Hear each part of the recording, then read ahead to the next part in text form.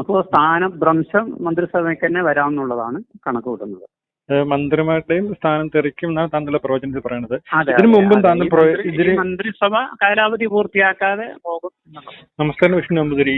താങ്കളുടെ പ്രവചനമായിരുന്നു സുരേഷ് ഗോപി MP ആവുന്നു, കേരളത്തിൽ താമര വിരിയും എന്നൊരു പ്രവചനം നടത്തി. ആ പ്രവചനം ഇപ്പോൾ സമൂഹ മാധ്യമങ്ങളിലെല്ലാം വൈറലായിരിക്കുകയാണ്. താങ്കൾ അടുത്ത പ്രവചനമാണ് പിണറായി സർക്കാരിന് ഭരണം നഷ്ടമാകും എന്നൊരു പ്രവചനം പറഞ്ഞിട്ടുണ്ട്. എന്താണ് സത്യാവസ്ഥ? ഞാൻ പല പ്രവചനങ്ങളും നടത്തിയിട്ടുണ്ട്. ശ്രീ പിണറായി വിജയൻ മുഖ്യമന്ത്രിയാകുമെന്നും പ്രവചിച്ചിട്ടുണ്ട്. ഇപ്പോൾ അദ്ദേഹത്തിന്റെ ജാതകപ്രകാരം 2022 മാർച്ച് മുതൽ 7 വർഷം 2029 വരെ കേതു ദശയാണ്. കേതു അഷ്ടമത്തിൽ, അതായത് 8ാം ഭാവത്തിലാണ് സ്ഥിതി ചെയ്യുന്നത്. ആയത് കർമ്മപരമായും ആരോഗ്യപരമായും അനുകൂലമല്ല. കേതുവിന് ഹേതു വേണ്ടെന്ന് പ്രമാണമുണ്ട്. ആയതിനാൽ മന്ത്രിസഭയ്ക്ക് കാലാവധി പൂർത്തിയാക്കാൻ സങ്കീർണമായ പല പ്രശ്നങ്ങൾ തരണം ചെയ്യേണ്ടി വരും. അതിൽ കേസ്, പരാജയം, ദുഷ്കീർത്തി, അധികാരികളിൽ നിന്നും ജനങ്ങളിൽ നിന്നും ഘടകകക്ഷികളിൽ നിന്നും വിരോധം, അഭിപ്രായ ഭിന്നത, സ്ഥാനജലം, സ്ഥാനഭ്രംശം ഇത്യാദി ഫലങ്ങൾ അനുഭവിക്കാൻ യോഗമുണ്ട്. 8ാം ഭാവം എപ്പോഴും ഒരു സ്ഥാനനഷ്ടത്തെക്കുറിച്ചാണ് കണക്കാക്കുന്നത്. ഇങ്ങനെ ഈ പ്രവചനം പറഞ്ഞപ്പോൾ ഭരണം നഷ്ടമാകുമെന്ന് പറയുന്നത് മുഖ്യമന്ത്രി രാജിയാണോ, ഈ സർക്കാരിന്റെ സ്ഥാനമാണോ പോകുന്നത്? രണ്ടു തരത്തിലും ഇവിടെ വരാനുണ്ട്. ചില ആരോഗ്യപരമായ ഒരു പ്രശ്നം പറഞ്ഞിട്ടുണ്ട്.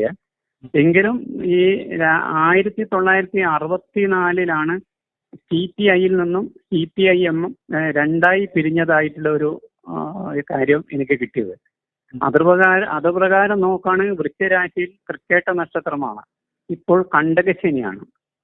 അപ്പോൾ സ്ഥാനഭ്രംശം മന്ത്രിസഭയ്ക്ക് തന്നെ വരാമെന്നുള്ളതാണ് കണക്ക് കൂട്ടുന്നത്.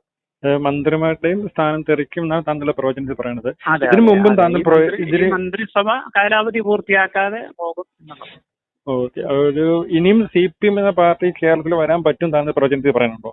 അല്ല, ഇനിയുള്ള പ്രവചനം, അതായത് താങ്കൾ ഇതിനു മുമ്പ് നടത്തിയ പ്രവചനമുണ്ട്. മുഖ്യമന്ത്രി ഇതിനു മുമ്പും 2 പ്രാവശ്യം മുഖ്യമന്ത്രി ആയിട്ടുണ്ട്. അപ്പോഴും താങ്കൾ പ്രവചനം നടത്തിയിരുന്നു മുഖ്യമന്ത്രി പിണറായി വിജയൻ 2 പ്രാവശ്യം വരുമെന്ന്? ഇല്ല, 2016 വരുമെന്ന് ഞാൻ പ്രവചിച്ചിട്ടുണ്ട്. 2019 എനിക്ക് നല്ല സാഹചര്യങ്ങളുണ്ട്, പ്രവചിക്കാൻ പറ്റിയില്ല. ഈ പ്രവചനം വരുമ്പോൾ സമൂഹ മാധ്യമം താങ്കൾക്ക് നെഗറ്റീവായും പോസിറ്റീവും കമന്റിൽ വരാറുണ്ട്. ഇപ്പൊ ഇങ്ങനെ പ്രവചനം നടത്തുമ്പോൾ സമൂഹ മാധ്യമങ്ങളിൽ ഒരു സൈബർ അറ്റാക്കിംഗ് പ്രതീക്ഷിക്കുന്നുണ്ടോ? കാരണം പിണറായി വിജയന് സദാവിനെതിരെയാണ് ഒരു... അതെ, ചിലപ്പോൾ ഉണ്ടാകാം. പക്ഷെ അത് നമ്മളൊരു ജ്യോതിഷ അഭിപ്രായം പറയുമ്പോൾ അതിനെ ആരും വിഷമിക്കേണ്ട കാര്യമില്ല. നമ്മൾ പോസിറ്റീവും പറയുന്നുണ്ട്, നെഗറ്റീവും പറയുന്നുണ്ടല്ലോ.